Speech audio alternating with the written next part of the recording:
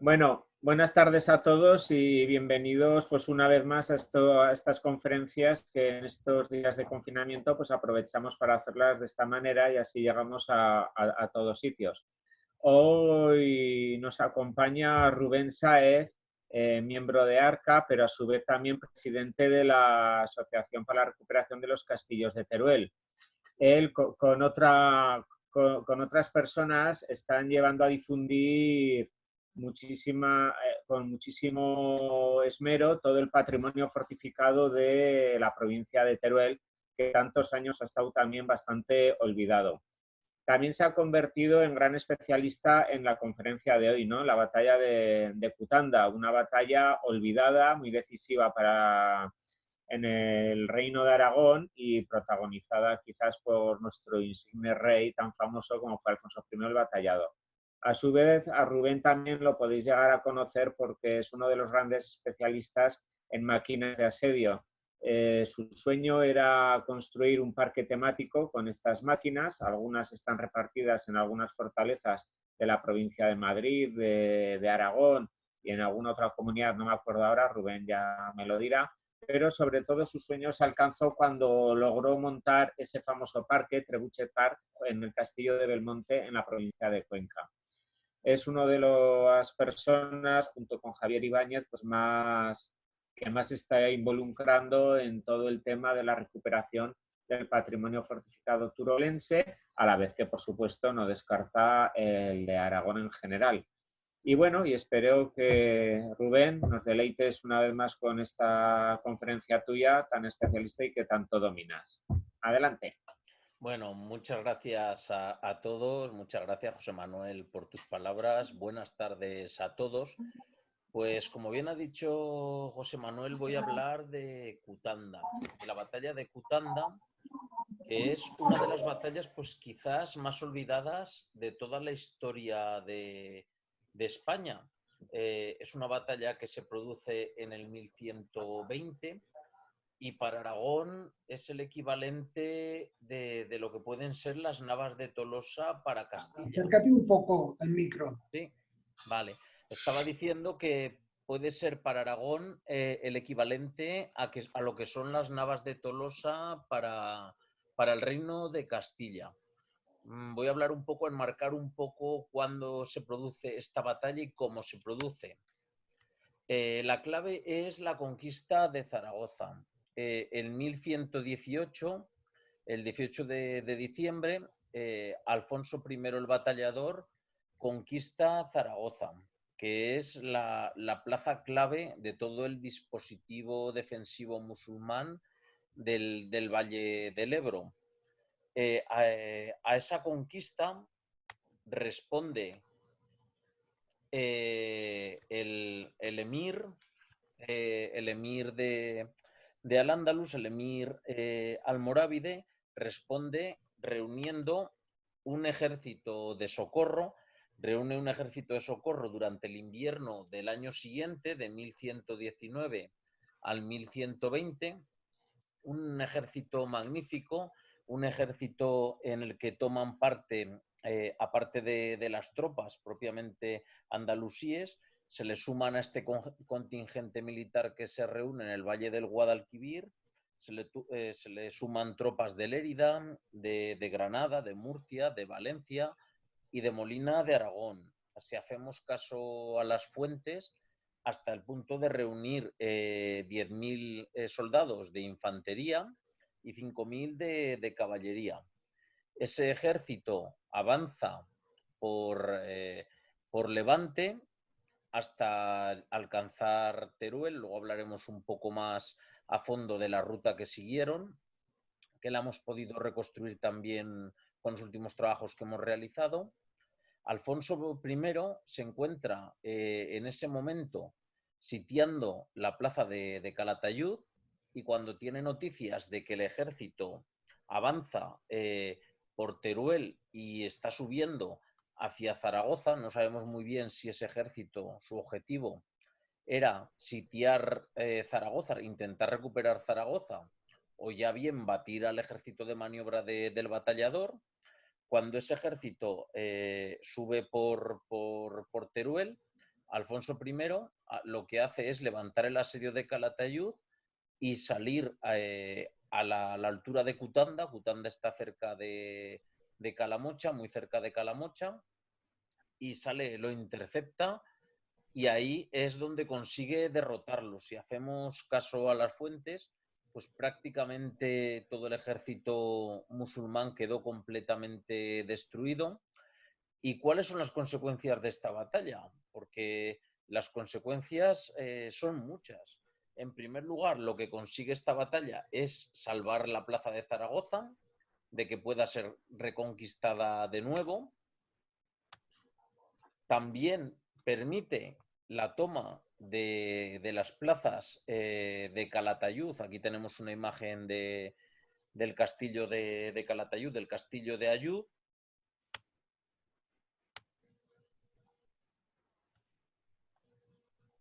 Eso en primer lugar. Luego permite recuperar todos los valles del Jalón y del Jiloca.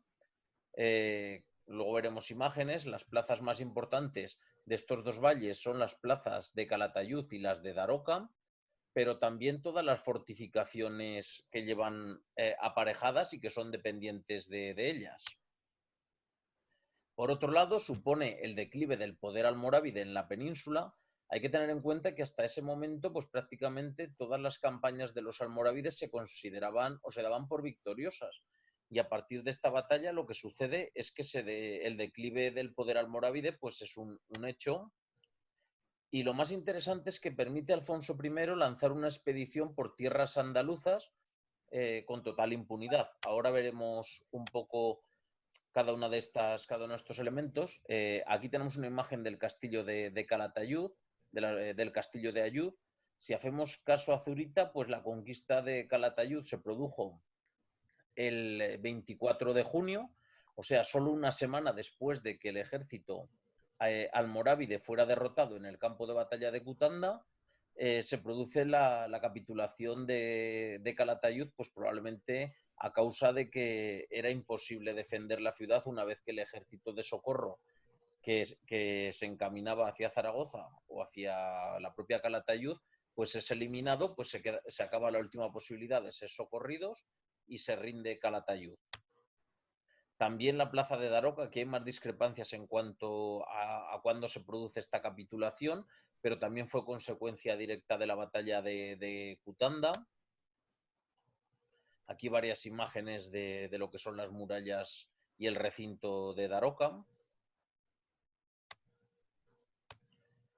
Inmediatamente también después de esta conquista de Calatayud, conquista de Daroca, otro elemento interesante es que Alfonso I funda en Monreal del Campo.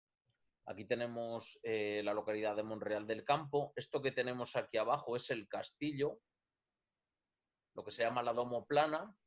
En el castillo de Monreal del Campo fundó la Militia Christi de Monreal el año 1124, 5 años después de que se cree la Orden del Temple en Tierra Santa. Pues 5 años después se crea una Militia Christi, una militia militar, una orden militar muy parecida aquí en Monreal del Campo, que era una plaza avanzada de los cristianos, pues sobre todo la planteó Alfonso I para avanzar hacia Valencia. Y otro aspecto muy interesante, como he comentado, es la expedición que Alfonso I lleva a cabo contra Andalucía. Aquí vemos su recorrido. Prácticamente estuvo 8 o 9 meses operando por territorio enemigo desde Zaragoza, partió hacia Valencia, luego vemos cómo pasa por Alcira, Játiva, Caravaca, llega hasta las inmediaciones de Granada, está durante un tiempo operando en Granada, Alcalá la Real, Lucena, Arnisol, donde se produce una batalla contra el ejército almorávide que trata de detener sus pasos, en la cual consigue derrotarlo. Málaga, Vélez Málaga, vuelve a Granada y por Guadix otra vez a Valencia y de ahí a Aragón. Si hacemos caso a las fuentes, pues en esta operación se trajo consigo 10.000 mozárabes de retorno a territorio cristiano lo cual es sumamente interesante para poder repoblar ese territorio, porque hay que tener en cuenta que prácticamente Alfonso I duplicó la extensión del reino de Aragón, con lo cual una de las penurias que tenía era la falta de posibles pobladores para repoblar sobre todo las zonas más expuestas. Aquí tenemos unas imágenes de Granada. ¿Cuáles son las líneas de actuación que llevamos en el proyecto Batalla de Cutanda? Pues estamos trabajando evidentemente con el Horizonte Cutanda 2020. Este año se cumple el 900 aniversario de la batalla. La verdad es que teníamos un programa de actos bastante amplio. Muchos todavía están en suspenso porque, claro, con la situación que tenemos actualmente, incluso la propia celebración que se hace el 12, 13 y 14 de junio, que es el fin de semana más cercano al 17 de junio, también todavía está en el aire. No sabemos si se pospondrá.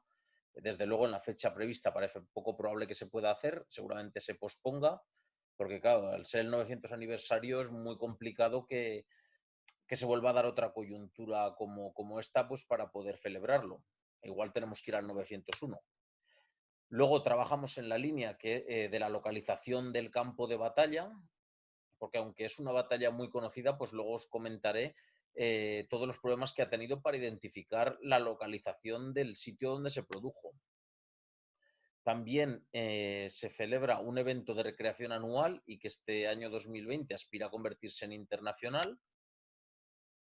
Luego tenemos el trabajo de puesta en valor del Castillo de Cutanda y el Centro de Interpretación de la Reconquista en Aragón y de la batalla, que también os comentaré. Vamos a ver cuáles son esas fuentes que hemos estado utilizando nosotros para localizar la batalla. Pues en primer lugar tenemos fuentes documentales y en el segundo fuentes arqueológicas. Las fuentes que hablan de la batalla de Cutanda pues son muy escasas y sobre todo son muy imprecisas. La más utilizada por nosotros es la crónica de San Maixén, que se termina en el año 1141 y sí que habla de la batalla de Cutanda y que el rey Alfonso I contó con Guillermo de Poitiers y derrotó a Ibrahim, que es Ibrahim ibn Yusuf, que es el hermano del emir almorávide, que es el que encabezaba el ejército, y a 4 reyes de Al-Ándalus, lo que hemos comentado en su momento, que había pues tropas de diferentes demarcaciones y esos son los cuatro reyes que mencionan. Y también, como curiosidad, habla de que los vencedores consiguieron apoderarse de 2000 camellos, que es un elemento bastante exótico. Una de nuestras líneas de investigación ha sido tratar de localizar huesos de camello. Tenemos muchísimos huesos que hemos encontrado de animales y ahora, de hecho, tenemos una última remesa y periódicamente se las vamos pasando a un especialista para ver si encontramos ese hueso de camello, porque verdaderamente en Cutanda no ha habido camellos en toda la historia más que esa vez, con lo cual, pues si encontramos un hueso de camello nos corrobora que ese es el sitio donde se produjo la batalla. Otras fuentes como Sonaes Compostelano pues se limitan a mencionarla, la crónica de los estados peninsulares. Ahí es donde ya sale el primer dicho de peor fue que la de Cutanda, que es un dicho que se dice mucho en la provincia de Teruel, y es por esta batalla. Es curioso porque, bueno, pues sobre todo se refiere a la derrota musulmana. El resto de fuentes, la crónica de San Juan de la Peña. También tenemos fuentes musulmanas. Curiosamente, bueno, las fuentes musulmanas lo que tienden es a exagerar el número de combatientes del ejército cristiano. Por ejemplo, Ibn Hidari habla de 12.000 jinetes. Lo cierto es que probablemente no fueran ni una quinta parte, porque sí que sabemos que Guillermo de Poitiers trajo 600 y probablemente los que pudiera aportar Alfonso I pues fueran en torno a 1000, probablemente no pasarían de 1500 jinetes. Pero sí que hay otras fuentes, como por ejemplo Al-Atir o Al-Makari, que el Al-Makari incluso eleva la cifra de muertos a más de los 15.000 que hablan otras fuentes. Habla de que murieron 20.000, incluso más de los que componían el ejército según otras fuentes. Pero claro, eso es todo lo que sabemos de la batalla a nivel de fuentes. Claro, eso ha hecho que la batalla pues haya pasado durante mucho tiempo por alto. ¿Por qué se ha pasado por alto? Pues porque esa información que dan las fuentes es una información muy escasa y no permitía profundizar. De ahí que nosotros nos planteáramos desde el primer momento la búsqueda del campo de batalla.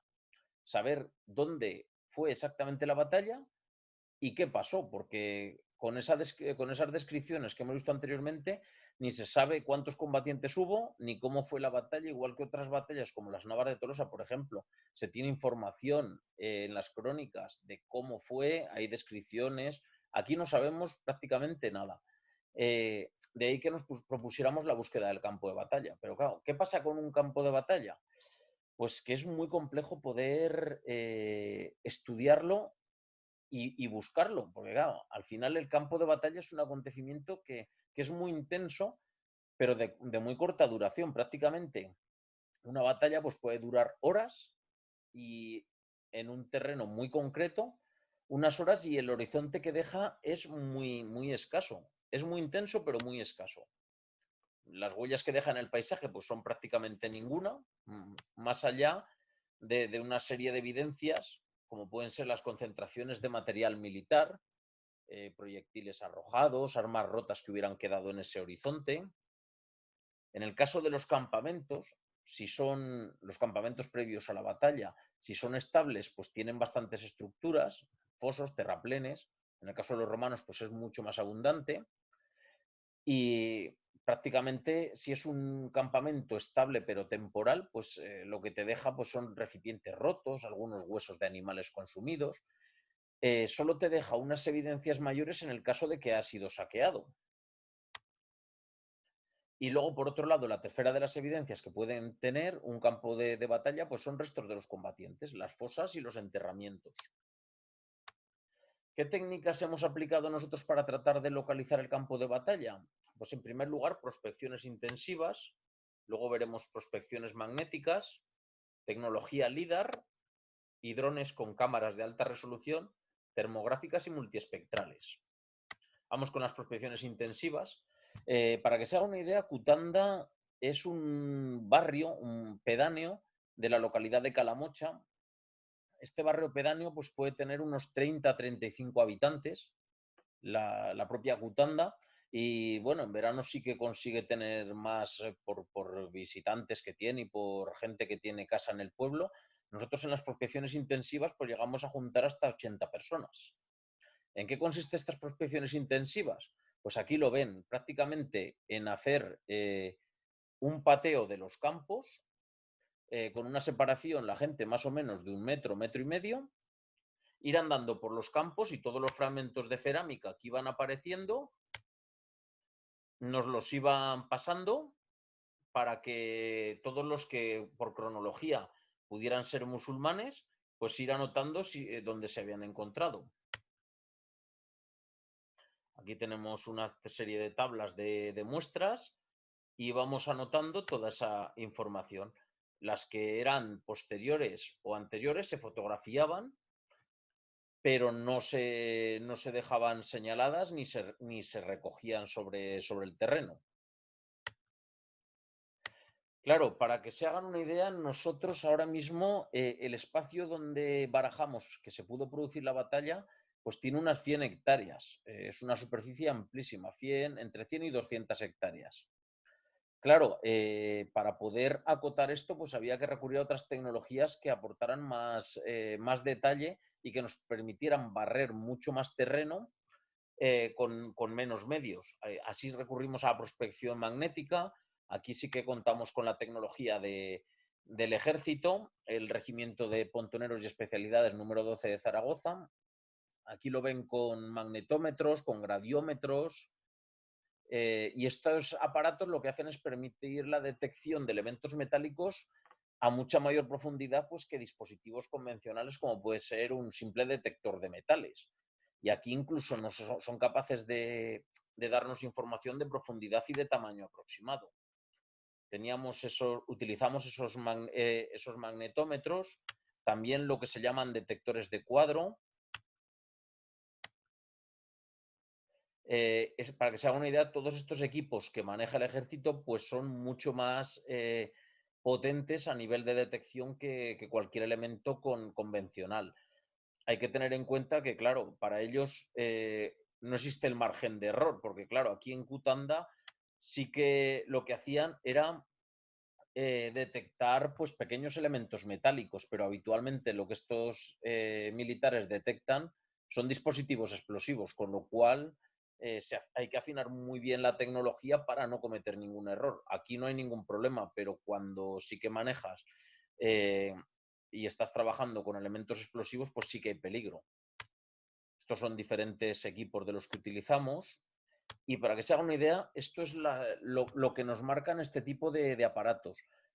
Anomalías magnéticas, que si se fijan en el plano de abajo, estos son pues, diferentes anomalías que marcan sobre cuadros, cuadriculado el terreno, y aquí tenemos los picos que marcan profundidades y que marcan también la potencia de la anomalía. También hemos utilizado georradar para prospectar y para trabajar sobre alguna de los campos que nos parecían más interesantes. Aquí la realización de algunas catas de comprobación sobre el terreno. Luego hemos utilizado otra tecnología, que es la tecnología LIDAR, que es el acrónimo de Light Detection and Ranging. Y lo que hace esto es un escáner láser que barre el territorio y mediante el uso de tecnología software te permite la detección de microirregularidades pues, que pueden corresponder a restos arqueológicos. Eso también te genera unos planos como los que vemos en la parte inferior y aquí te va anotando pues, las diferentes anomalías que luego esto hay que comprobarlo sobre el terreno. En los espacios que hemos barrido nos han marcado 35 puntos de interés arqueológico y algunos los hemos corroborado y otros nos falta corroborarlos arqueológicamente. Luego también hemos trabajado con la teledetección con cámaras multiespectrales y de alta resolución, montadas sobre drones. Y esto lo que te hace, o lo que te permite es captar pues, radiaciones que normalmente el ojo humano no ve. Pues te aporta información sobre temperatura, humedad del terreno. ¿Y eso por qué es importante? Aquí tenemos una muestra arriba de diferentes haces de temperaturas, de humedades. Si se fijan en la imagen de abajo, el terreno no se comporta igual cuando hay estructuras. Aquí lo pueden ver, se ve bien dónde lo estoy marcando. Aquí tenemos un muro en los sitios donde hay muros, al haber menos terreno, crece mucho menos el cereal y en los sitios, por ejemplo, que hay fosas como aquí, al haber más profundidad de terreno, crece mucho más el cereal. Y con estas cámaras intentamos pues, detectar esas variaciones que el ojo humano pues, no puede ver. Esta es una cámara del ejército. Aquí tenemos imágenes termográficas.